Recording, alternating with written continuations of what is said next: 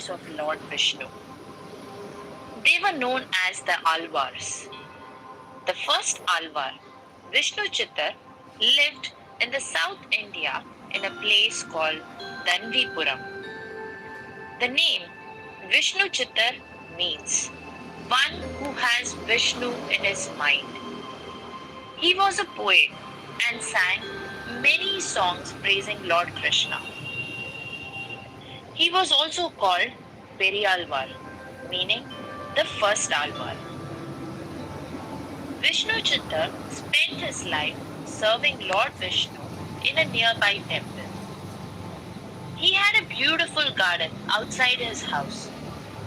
Every day, he religiously made a garland for Vishnu with the flowers of his garden. He did not have a care in the world. He was poor yet contented. He enjoyed singing and composing songs in the praise of Krishna. As usual, one Friday, Vishnu Chittar went to his garden early in the morning to pick flowers for the garland. To his surprise, he heard the sound of a baby crying near the tulsi plant. Vishnu Chittar took a closer look and saw a pretty baby girl. She looked at him with her beautiful big eyes and smiled. Her face looked radiant. It was as though Goddess Earth appeared from below. Vishnu Chittar took this baby as a gift from God.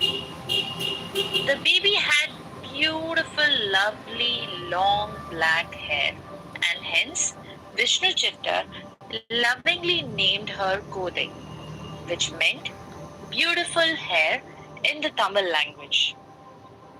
Kodai grew up to be a beautiful child. Even as a child, she constantly asked her father to tell her stories of Krishna. Vishnu Chittar told her stories of Krishna's childhood pranks. As Kodai listened to these stories, she imagined herself playing and talking with Krishna in Gokul. Kodai was not like other little girls. She never felt as though God was someone different from her. She always felt extremely close to Vishnu. She decided that one day she would marry Lord Ranganathan, which was the name of Vishnu in the temple in Srirangam. Her friends made fun of her. They said it is impossible to marry God. You can think about God in your mind, but how can you physically marry Vishnu? You are out of your mind. But Kodai would never listen to them. Several people of the village thought that she was silly. They gossiped behind her back. But Vishnu Chittar did not discourage his daughter. He told her, ignore their words. There is nothing wrong in praying to God. One day, Vishnu Chittar called his daughter and said, Kodai, the month of December is near. This is an auspicious time for gods. Why don't you pray to Vishnu during this month? He will definitely answer your prayers. Kodai considered her father as her teacher. She and a few friends took a vow to pray to Vishnu that entire month. Kodai imagined their little village to be Vrindavan and the local Poigai river to be Yamuna. Just like the woman of Vrindavan won Krishna's heart, Kodai was determined to win Vishnu's heart. During this time, Kodai composed 30 devotional songs called the Tirupavai in praise of Vishnu. Towards the end, Vishnu appeared and said, I am pleased with all of you. What is your wish?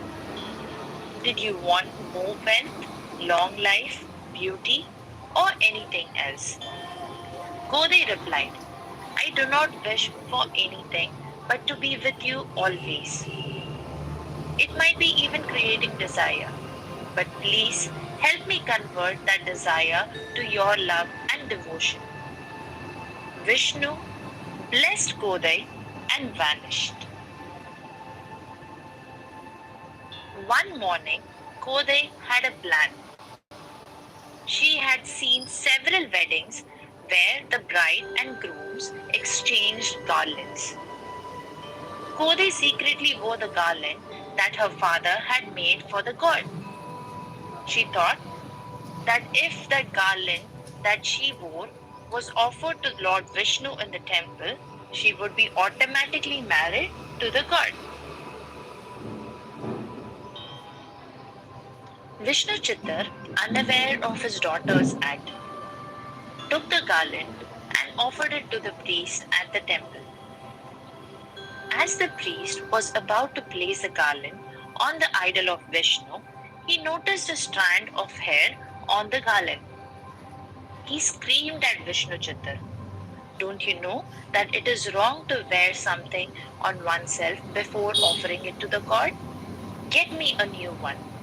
The priest returned the garland to Vishnu Chittar. Vishnu Chittar was very sad and disappointed. He felt he had committed a big mistake and offended God. This was something he never did before. Vishnu Chittar scolded Kodai and said, you are not supposed to play a prank with God. I am so disappointed with you. Then he made a fresh garland and ran back to the temple. Kodai became very upset at the turn of events. Back at the temple, when the priest offered the new garland that Vishnu Chittar brought, Vishnu refused it. There was a loud voice that said, I do not want this garland. I want the one that was worn by Kodai. The priest and Vishnu Chittar were speechless.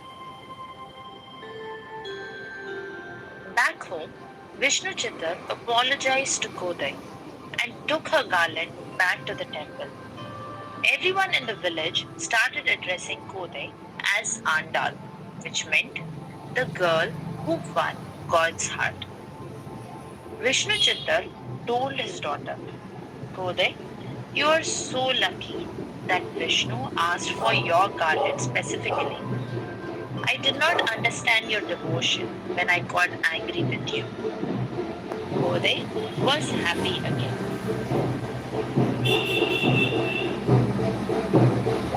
For several nights, Vishnu came in Kodai's dream and mentioned that he would come soon to marry her. So, Vishnu Chittar and Kodai were eagerly waiting for that great day.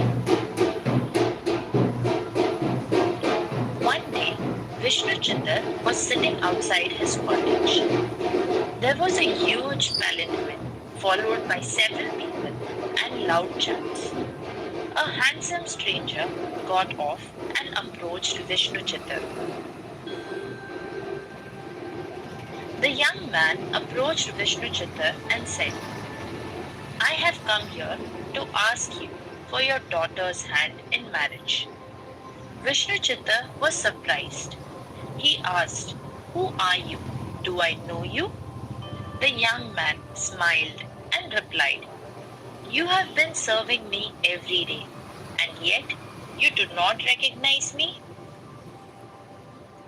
Vishnu Chittar just then realized that this stranger was none other than Vishnu. Vishnu Chittar ran and told Kodai that her dream had come true. Kodai was not surprised. She had been waiting for this moment. It was as though the events of her dream were replaying. She ran out and offered a garland to the young stranger. The young stranger held her hand and they both got into the palanquin. The streets were all miraculously decorated for the wedding. There were flowers everywhere and musical instruments were being played. As the palanquin was taken down the streets, Vishnu Chittar followed his daughter. It led him to Sri Rangam temple. The young man and andal ran towards the holy altar of the temple where the idol is kept. The young man merged into the idol of Lord Vishnu, and andal merged into God as well.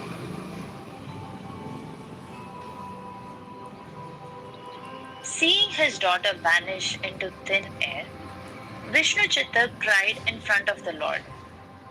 On one hand, he was very happy that his daughter's wish was fulfilled. On the other hand, he wished to be with Vishnu like his daughter. At this point, Vishnu said, "Do not worry, Vishnu Chitta.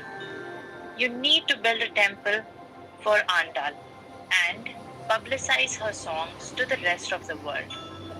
After that, you will also unite with me." After many years, as Vishnu had promised, Vishnu Chittar merged with God as well.